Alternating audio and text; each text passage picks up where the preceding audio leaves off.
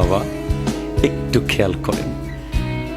আমরা যখন ওই 5 স্টার হোটেলের মধ্যে ঢুকে যাই, যখন 5 স্টারের দোকানদার একটু স্মার্টলি বলে, sir this is our new food, please try it, I think you will be happy and you will give our star, please sir একটু খান, এই খাবারটা অনেক মজা।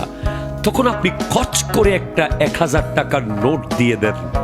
মনে করেন যে আইরে বেটা তো মাস্টার্স পাস, তারে যদি 100 টাকা দিই ইজ্জত তো অষ্টগ্রামের পুরা চলি যাইব। কথা কোন ঠিক কিনা জোরে বলেন না। আপনি রেডিসন ব্লুতে গিয়ে 1000 টাকা দিয়ে দেন, আপনি দুবাইয়ের ব্রুজ খলিফায় গিয়ে 500 রিয়াল দিয়ে দেন, হ্যাঁ ইজ্জত চলে যাবে।